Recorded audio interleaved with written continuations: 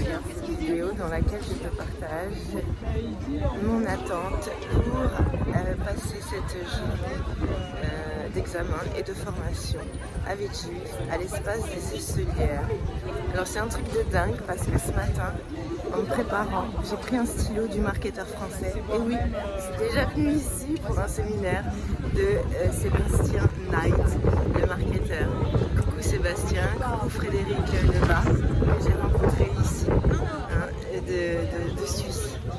Alors un autre truc de dingue, c'est que je voulais faire une vidéo et je suis venue en Uber parce que avec les grèves, il n'y a pas moyen de faire autrement.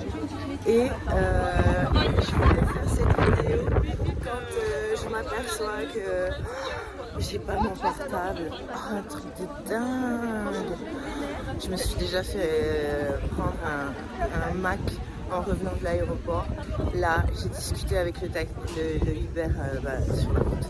On discutait et tout. Un truc de dingue.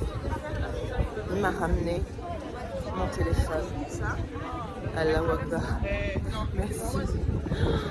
Trop génial. Merci beaucoup. Et à bientôt. Je te fais un massage gratuit.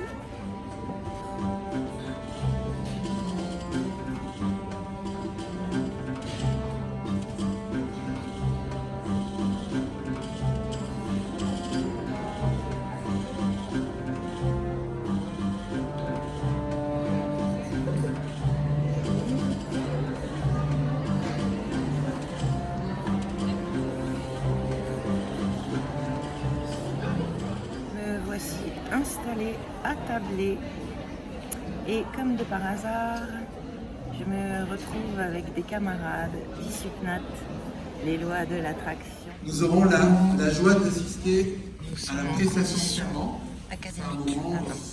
L'arrivée des directeurs d'école sur l'estrade. Frédéric, mon directeur, là, ici, là, c'est mon directeur. Le président. C'est parti.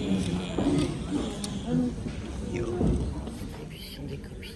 Aïe aïe aïe. 1 heure pour remplir, on attend. Oh là là, c'est la grande excitation. À tout à l'heure.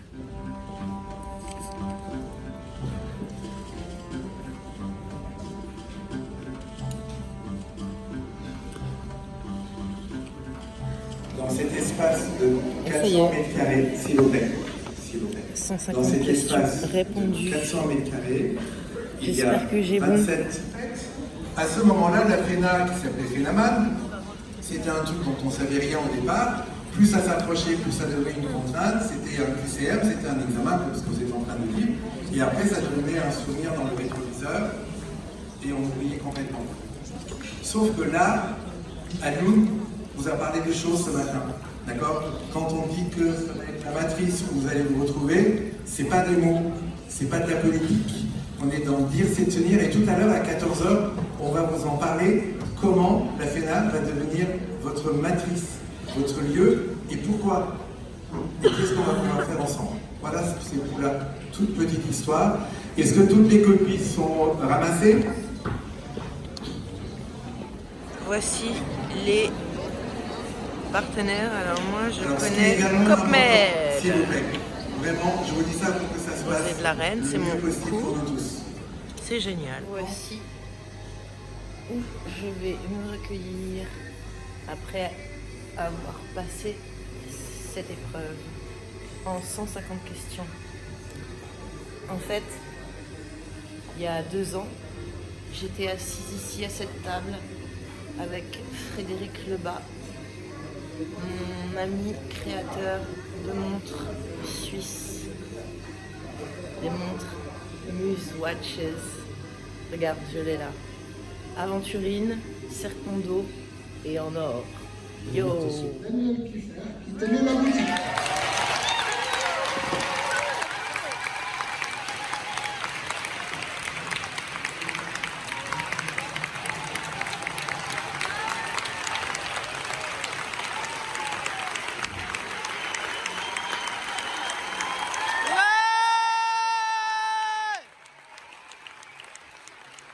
Après cette pause bien méritée du déjeuner miam, Eh bien, c'est la remise du serment.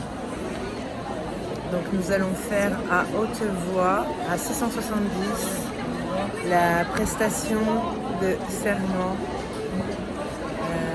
sous la Masteria de Daniel Kieffer et Alioune Dio. Qu'est-ce que ça veut dire être convenable? Ça va supposer une éthique incarnée, un savoir et un comportement, un savoir-être de qualité. L'homme est un être de relation. J'ai entendu ça pendant très longtemps et c'est une petite phrase qui revenait dans la bouche de notre fondateur, André Roux, en 85, un homme de relation. Mais plus que tout autre, et on l'a évoqué tout à l'heure rapidement, le naturopathe est aussi un être de cohérence. Cohérence avec ce qu'il enseigne. Ça veut dire que vos paroles, vos actes, et soyons fous, vos pensées, sont dans un devoir de cohérence avec votre philosophie, votre étiquette professionnelle, votre formation. Ma mère est naturopathe également et a été formée par M. Marchesso. Et a également connu Alain Rousseau, Daniel Kieffer, etc.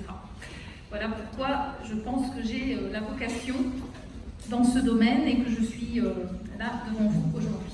Docteur en droit. La naturopathie fait partie d'un ensemble qu'on qualifie de médecine non conventionnelle depuis une résolution du Parlement européen du 29 mai 1997 qui a eu pour objectif d'unifier en Europe ces médecines, ces approches de santé. Elles prennent différentes terminologies, alternatives, complémentaires, parallèles. Tout ça, ce sont des qualificatifs. Et plus récemment, on utilise la terminologie de médecine intégrative.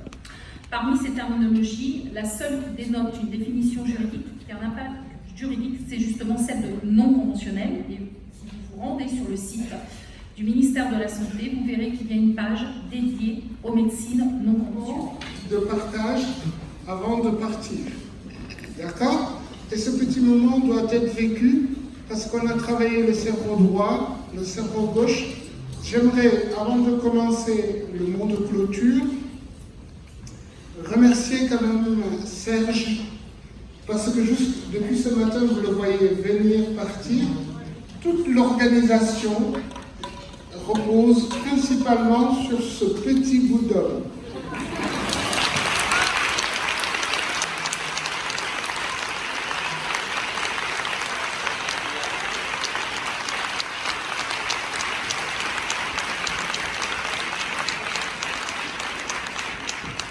Parfait. Vous savez que, sauf comme je n'apparais pas africain, je suis quand même très africain. Pour cela, je vais finir comme on finit tout le temps en Afrique, avec une poésie. Je vous demanderai tout simplement de ne pas faire de bruit, de fermer vos yeux et d'écouter solennellement. Je vais vous lire une poésie. C'est une poésie qui me tient à cœur. Ça vous permettra de vous rappeler de vos ancêtres. Écoute. Écoute plus souvent les choses que les êtres. La voix du feu s'entend. Entends la voix de l'eau. Écoute dans le vent le buisson en sanglots. C'est le souffle des ancêtres. Ceux qui sont morts ne sont jamais partis. Ils sont dans l'ombre qui s'éclaire. Ils sont dans l'ombre qui s'épaissit. Les morts ne sont pas sous la terre. Ils sont dans l'arbre qui frémit. Ils sont dans le bois qui gémit. Ils sont dans l'eau qui coule. Ils sont dans l'eau qui dort. Ils sont dans la case. Ils sont dans la foule. Les morts ne sont pas morts. Écoute plus souvent les choses que les êtres. La voix du feu s'entend. Entends la voix de l'eau. Le buisson en sanglots. C'est le souffle des ancêtres morts, qui ne sont pas partis, qui ne sont pas sous la terre, qui ne sont pas morts. Ceux qui sont morts ne sont jamais partis. Ils sont dans le sang de la femme. Ils sont dans l'enfant qui vagit, dans le tisson qui s'enflamme. Les morts ne sont pas sous la terre. Ils sont dans le feu qui s'éteint, ils sont dans l'herbe qui pleure, ils sont dans le rocher qui geint, ils sont dans la forêt, ils sont dans la demeure. Les morts ne sont pas morts. Écoute, dis-je, plus souvent que les choses que les êtres.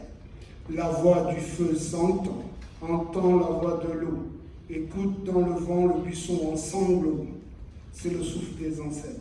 Il redit chaque jour le pacte, le grand pacte qui lie la loi, notre sort, aux actes des souffles plus forts.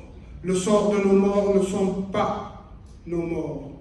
Le lourd pacte qui nous lie à la vie, la lourde loi qui nous lie aux actes, des souffles qui meurent dans le lit des rives des fleurs, des souffles qui meurent dans le rocher qui geint, dans l'herbe qui pleure, des souffles qui demeurent, dans l'ombre qui s'éclaircit, dans l'ombre qui s'épaissit, dans l'arbre qui frémit, dans le bois qui geint, dans le bois qui gémit, dans l'eau qui coule, dans l'eau qui dort. Les souffles plus forts qui ont pris, le souffle des morts qui ne sont pas morts. Les morts ne sont pas partis, les morts ne sont pas sous la terre. Écoute plus souvent les choses que les êtres. La voix du feu s'entend, entend la voix de l'eau. Écoute dans le vent le buisson sans l'eau, c'est le souffle de vos ancêtres. Et voilà cette journée de terminer. Un moment riche en émotions, riche en rencontres, et riche en énergie.